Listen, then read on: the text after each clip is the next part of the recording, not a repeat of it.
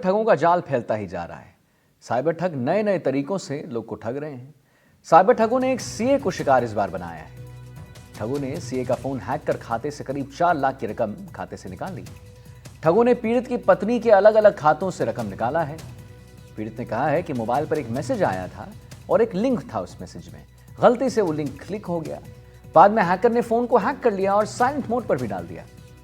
Hacker ने पीड़ित सहित पत्नी के फोन पे से जुड़े अलग अलग खातों से रकम भी निकाल लिया। बाद में जब पीड़ित उन्होंने देखा अपने फोन को तो कुछ ऐप्स अपने आप चल रहे थे। पीड़ित ने घबराकर फोन बंद कर दिया, लेकिन तब तक हैकर ठगी को अंजाम दे चुका था। पीड़ित ने थाने में धोखाधड़ी का मामला दर्ज करवा दिया है। साथ ही साइबर ठगी पर निगरानी करने वाले पोर्टल पर भी धोखाधड़ी की जानकारी देकर जांच की मांग की है। फिलहाल पुलिस ने धोखाधड़ी का मामला दर्ज कर लिया है और अब जांच में जुटी है।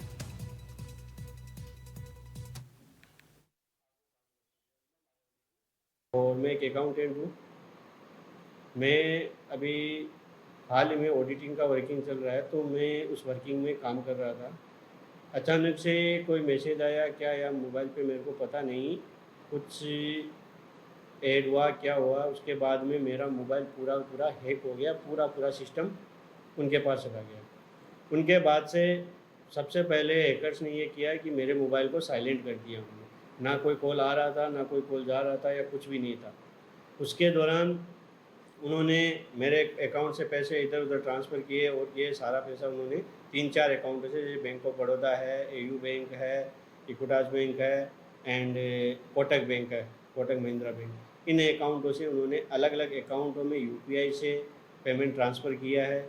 और मुझे जानकारी तब मिली जब मैंने 7 साढ़े 7 बजे मेरे को क्लाइंट का कॉल आया। उस टाइम मैंने जब फ़ोन को देखा, कॉल उठाया, उस टाइम मेरे को पता चला कि मेरा मोबाइल हैक हो गया। उसमें एप्लीकेशनें ऑटोमेटिक चलने लगी। मैं डर गया, तो मैंने फ़ोन को स्विच ऑफ कर दिया। और इसी विषय पर और जानकारी के साथ हमारे सहयोगी ज़हीर उस्मानी लाइव जुड़ गए हैं। ज़हीर, एक बात बताइए, एक बड़ा ही इंटरेस्टिंग और बड़ी डरावना दोनों एक साथ एक जो बात सामने आती है और डर लगता है सुन के और समझ कर कि पीड़ित ने कहा कि मोबाइल पर एक मैसेज आया, लिंक मिला, गलती से वो लिंक क्लिक हो गया। चलिए, ये बात तो सामने आई। बाद में हैकर ने फ़ोन को हैक करके साइलेंट मोड पर भी डाल दिया। यानी कि वो हैकर जो हैं वो फ़ोन में कुछ भी ऐप्स भी चला सकते हैं, सब कर सकते हैं। क्या है पूरा मामला और क्या पुलिस कर रही है इसमें?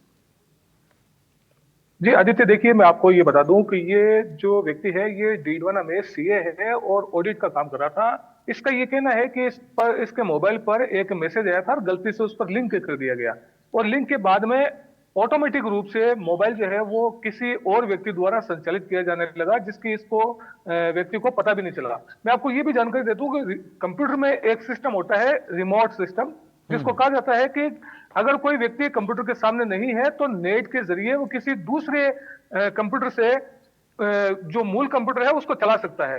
इसी तरह का ये जो सिस्टम है ये लिंक के माध्यम से हैकर करते हैं।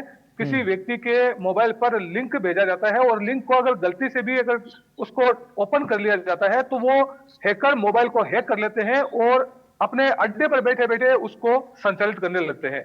संभवतः इस सीए का भी मोबाइल इसी तरह से हैक किया गया और उसके खातों से अलग अलग जो खाते हैं उनसे राशि जो है वो ट्रांसफर कर ली गई। लगभग 4 लाख रुपए की राशि सीए विवेक कुंभावत ने बताया है कि उसके अलग अलग जो खाते हैं उनसे जो फोन पे वगैरह होते हैं उसके माध्यम से इन्होंने साइबर ठगों ने राशि को ट्रांसफर कर लिया। और जब राशि ट्रांसफर करने का जब मैसेज बैंक द्वारा इस व्यक्ति को सीए को वापस मिला, तब उसको मालूम चला कि उसके फोन को हैक कर लिया गया है और उससे खाते से जो है वो राशि निकाली गई है।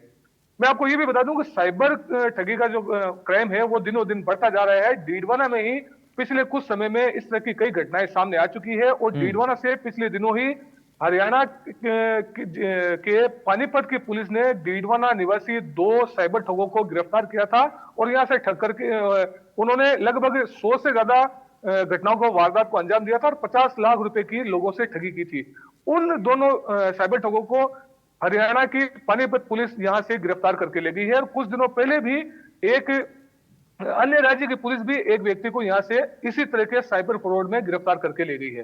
तो कुल मिलाकर के ये मामले जो है साइबर फ्रॉड के वो दिनों दिन बढ़ते जा रहे हैं और इसमें लोग फंसते जा रहे हैं। जी चलिए, ठीक है। बहुत बहुत धन्यवाद महत्वपूर्ण जानकारी देने के लिए।